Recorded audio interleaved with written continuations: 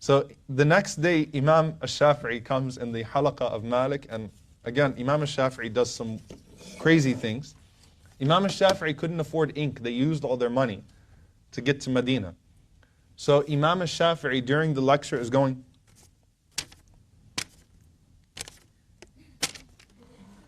Imam Malik is looking at him like, what is this kid? So he goes up to him and he says, what were you doing? He's like, I was writing down your hadith. He said, using what? He said, using my spit. I was marking the ahadith that I was memorizing from you using my spit. He said, really? He said, yeah. He said, recite it back to me. So Imam Shafi'i recited everything that was said that day back to Imam Malik rahimahullah ta'ala. And he said, Imam Malik was blown away.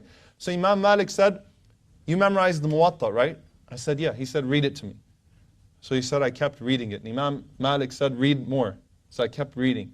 And he said Imam Malik loved his Arabic, so he would say, Ya fata zid, and keep reading. Imam Malik loved to hear this beautiful, eloquent Arabic and this perfection in hadith without making any mistakes. So he said for a few days, every time Imam Malik finished his class after that, he'd tell Imam Shafi'i, come forth and start reading to me. And Imam Malik would say, Ya fata zid, keep increasing until nighttime came, and then they went to sleep, and the next day he did the same thing.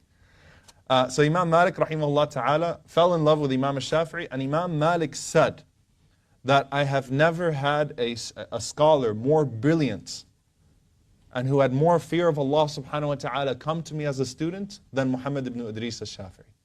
And he only had him for a few years at the end of his life. And Imam Malik said, this is the best student I've ever had. SubhanAllah. So he expresses that confidence in him.